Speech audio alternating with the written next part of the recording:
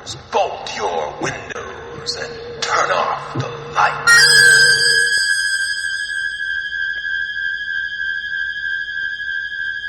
Welcome to Michael Myers Minute, where I delve into the 1978 horror classic Halloween 1 minute at a time. I'm your host, Robert Black. Laurie exits frame and second one were outside the bedroom proper. She goes to the bathroom door and knocks softly. Second 5. Laurie.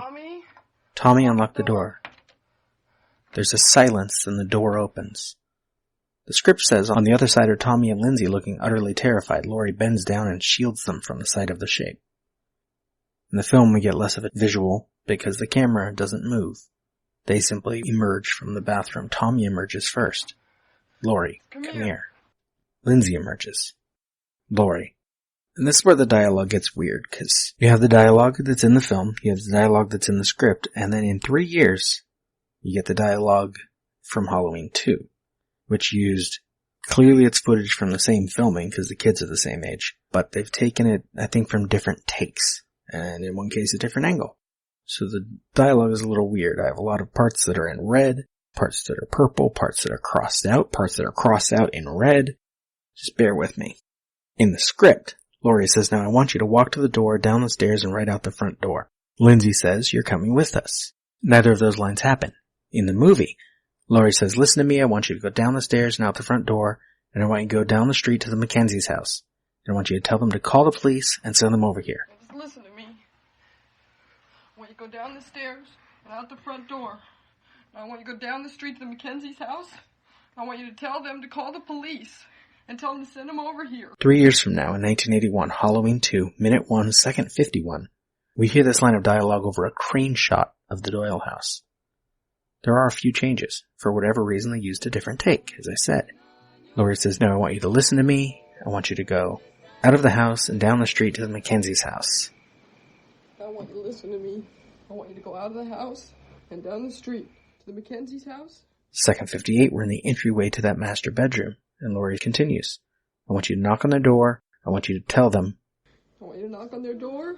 I want you to tell them to... And that minute ends. Halloween 2 minute 2 continues the line, still with minor changes. To call the police and send them over here. All right. Call the police and send them over here. All right? For comparison's sake, here's both.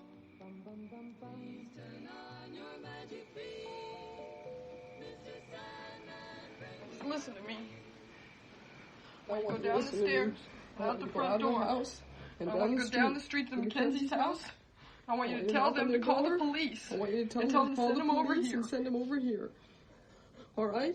In Halloween, 30 Years of Terror, we see the MacKenzies, Joe and Mary. Prior to this particular occasion, they didn't answer their door on Halloween night. Joe, watching television, tells Mary, I tell you, Mary, the stuff they show these days is depraved. I know it's Halloween, but the times sure are catching up with us. Mary explains in her narration, we loved children very much, but trick-or-treating was just too much for Joe, bless him. He'd never admitted to me, but he always felt out of place and old before his time. But the year was 1978. And in 1978, all the change that Joe feared was happening right outside our window. Tommy. He says Laurie, and he says something inaudible. And Laurie says, now do you understand me? Go, do as I say. In the Halloween 2 take, she simply says, now do as I say. And as they leave, she says, go. The script says she stands up and guides the children carefully across the bedroom to the door and ushers them outside. She, of course, doesn't really usher them. Tommy gets up first. Lindsay follows suit. They leave. Second 32, Lindsay pulls on her presumably borrowed pajama pants like they're too long. Laurie remains. She watches for a moment as they leave. Second 34, they're out of frame and Laurie slumps down against the door frame in an exhausted heap. Second 37 here, second 18 in minute 2 of Halloween 2. Cut to. Interior, Doyle house. Angle through bedroom door, night. We see through the bedroom door. In the foreground sits Laurie, slumped against the doorframe, staring out at nothing. Tears streaming down her face. In background lies the shape. Slowly, Laurie begins to pull herself together once again. She gets up to her knees and begins to pull herself up to her feet. Her back is to the shape. The script says, as she starts to stand, the shape sits up, the head turning to Laurie. The shape stirs first, second 43, sitting up. And second 46, beat. Second 47, his head turns. Low notes kick in. Second 49, cut to exterior, Doyle house, night. Tommy and Lindsay run out of the house and down the walk to the sidewalk. They rush up the street. As they leave frame, we see Loomis on the other side of the street. That's what the script says. Really, second 52, angle on Loomis. Walking in front of 1357 Genesee, his radar is pretty fucking faulty because in terms of filming locations, he is still just right across the street from the stolen station wagon. Today this house is barely visible because of its hedge. Tommy, come on. He watches the children with a puzzled frown. The script gives us Loomis's POV, Tommy and Lindsay, shrieking with fear. Tommy and Lindsay run up the sidewalk, angle on Loomis. He stares at them for a moment, then moves to the Doyle house. We get one less camera change because Carpenter as director was more efficient than Carpenter as writer. Tommy, off screen, come on. Second 56, angle on Doyle house. And finally it is lit well enough that the front yard situation is more obvious. The front walk immediately turns right from the porch toward the driveway, while Laurie crossed directly to the door when she arrived in minute 35, as did Annie and Lindsay in minute 51, and Laurie just stumbled through in minute 79. There are brick pillars, which today have a fence between them, and a low hedge, but here there is a gap in that hedge, just left of center. Not a sidewalk, though. Tommy, come on. Tommy runs out of frame to the left. Lindsay doesn't quite make it before we get the reverse on Loomis, second 58. He steps purposefully toward camera, and the minute ends. But let's backtrack. Well, this is chapter 2 of the novelization of Halloween 2 by Jack Martin.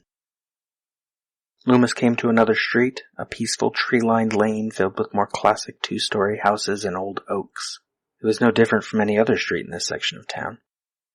He paused under a grove of trees strung with crepe paper, streamers blowing in the wind. He noted the corner, getting his bearings. It was a wide street with close-cropped lawns and well-kept yards, tidy and conservative.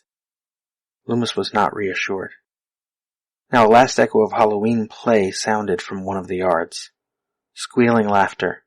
It lifted on the night air and rose over the housetops to be lost on the rushing autumn wind. The sound set his teeth on edge. Nothing seemed simple and normal to him anymore. He tried to hold the irrational side of his nature in check, but it was no use. In terms of what he knew now, the wailing might easily have been the keening of banshees. Where was the distinction? Just then a little boy came running from the porch of a house on the other side of the street. A late trick-or-treater, thought Loomis. But really, where was the dividing line between ritual and reality, between costumed play acting and genuine monsters? Was the difference only in how seriously one played the game? Take that little tyke, for instance. He's running like he believes the gates of Hades have really opened behind him, tripping over his costume. His face smeared with makeup, his wailing certainly seems genuine enough. Who's to say it isn't true? Do I know what he has seen? Does anyone? It's real to him. We should all be so easily convinced. Perhaps it would increase our potential for survival. His wailing... Loomis frowned. The little boy wasn't laughing. He was crying. He was beyond tears. Someone must have played a particularly frightful joke on him in his costume. It wasn't a costume. The child was in his pajamas. And his face, it wasn't a mask and it wasn't makeup. It was smeared with... what? Could it be blood? Loomis stiffened. He heard more crying, screaming. Above the sudden pounding of the pulse in his ears, a little girl with dark hair flying came running behind the boy. Was she chasing him? No. Fear contorted her face into an expression of sheer horror. She was too terrified even to glance back over her shoulder at whatever she was running from. Loomis had not seen such an expression in years. Not since the police photographs of the faces of the 2 victims who were slashed to death 15 years ago. In this very town. Only a few blocks away. Now the 2 children were tearing across the lawn, the sidewalk, slapping dark outlines of their tiny feet on the pavement. Loomis took quick steps. The children spotted him but just kept running, screaming even louder. They passed him, trying desperately to grab hands but pulling apart as their toes scraped cement. They were running for their lives. "Help!" they shrieked. "Help, mister, the boogeyman!" "Keep going," shouted Loomis. "Don't stop and don't look back, no matter what you see or hear." "He's in the house, he's—" "Get your asses out of here," Loomis yelled. The house. Not the old Myers house this time. Not his old stomping grounds. Another house. Apparently one picked at random. Why? Because, thought Loomis, there's no one left to kill in the Myers house. He has to seek new blood. Why didn't I think of that? Loomis sprinted full out across the lawn. Before he got to the porch, he heard more screaming. Inside. Upstairs. The door stood open on darkness. He kicked it back and jumped inside. And that's enough of that for now. That is all for minute 86. Actually, before I finish it, I should note, in case you missed it, there are mistakes there. There is no reason for Tommy's face to be smeared with blood. And there was only one victim 15 years ago, not two. Some odd there. Although I do like this writer. His writing is much better than dude who wrote the first novelization. But anyway, that is all for minute 86.